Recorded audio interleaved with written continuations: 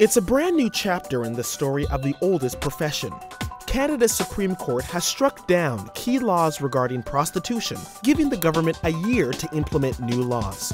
So what's the 21st century response to the ancient practice of sex for sale? In a moment, Lorna discusses possible next steps in prostitution law. Then, meet two former sex trade workers with very different perspectives.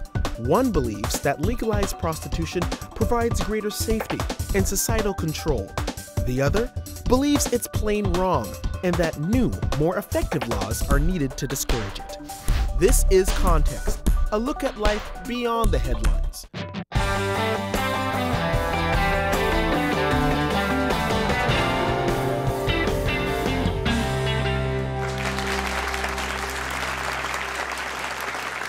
Technically speaking, prostitution is legal in Canada, though on December 20th, 2013, the Supreme Court of Canada struck down the laws that surround the practice of prostitution. The federal government now has 1 year to put forward new legislation, and the big question is, where does the law go from here? We have Julia Baisley, a policy analyst with the Centre for Faith and Public Life, which is part of the multi-church body, the Evangelical Fellowship of Canada. She's done extensive research on prostitution in Canada. So from your perspective, what are the consequences of this Supreme Court ruling? So if the government fails to act within the next year, that's to say rewrite the laws that we have or to write new ones, we will effectively have a situation where prostitution is decriminalized in Canada. Already there's not going to be prosecutions is what the worry is. There's not going to be charges because the law is likely not going to stand. The chances of the government saying, oh, too bad, this was a court ruling, how much is that a reality? I think that that's unlikely. There have been some statements coming out of the government that suggest that they are going to take some action. So we have been working hard and will continue to work hard to urge them to follow a certain model of law. So research shows us that between 88 and 96% of women in prostitution are not there because they want to be. And they would get out if they felt that they could. You represent those 80% plus who are not in the business of prostitution by their own free choice. Yeah. How do you justify those numbers? It's a staggering amount. It is. It's really difficult. And, you know, I do respect that there are women who say they have freely chosen to prostitute themselves, and I can't discount that. But I also can't discount what I have learned from my friends who call themselves survivors of prostitution, who are connected with many, many other women who are either still prostituting or who have exited. And their stories are echoed in what the research tells us, and that is that the vast majority of women in prostitution are not there by choice. And where they are there by choice, it's by what we would call a constrained choice.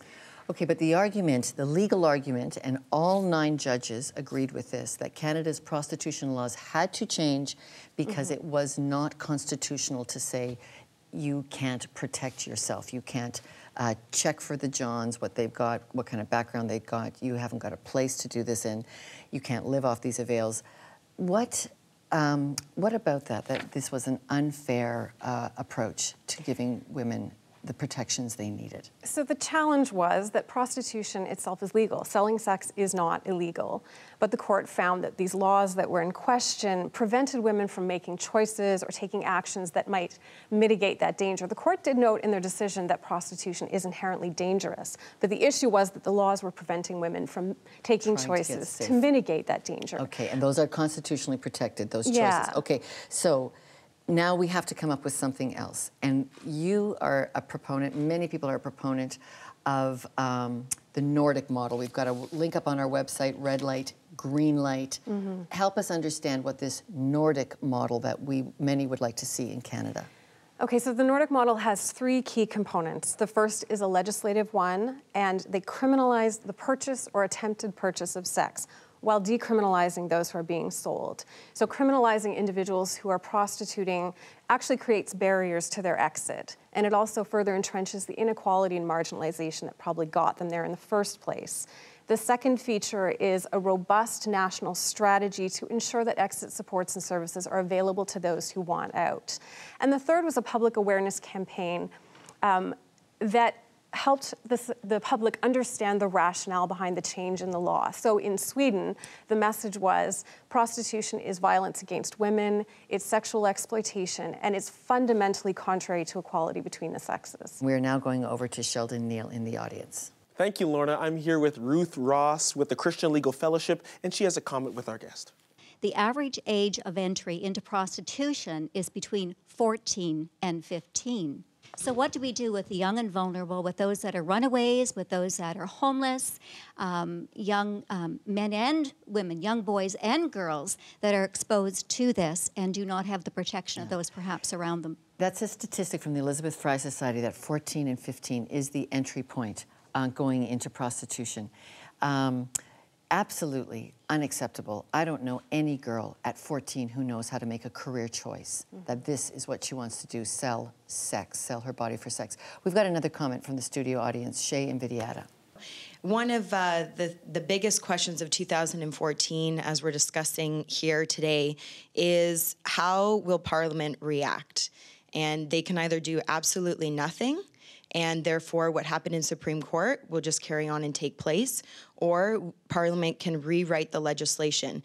And as we're discussing here about the Nordic model, this is really the opportune time for Canada, for Canadians, to learn what the Nordic model is and to not just let this go lightly. Thank you so much. For you at home, we want to know, what should Canada's new laws on prostitution look like? Should it permit the practice with an emphasis on safety? Should the law focus on punishing Johns, or should there be no laws at all governing prostitution? Please send your answers by phone, email, Facebook, or Twitter. It's a powerful, it's a loaded issue. We want to know what you have to say. When we return, two former prostitutes with very different opinions on the questions facing Canada's decision over sex for sale. Stay with us. I am here with this woman in a setting of prostitution, and it has nothing to do with them. It is about me getting what I want right now, right here. And I don't really care about this person.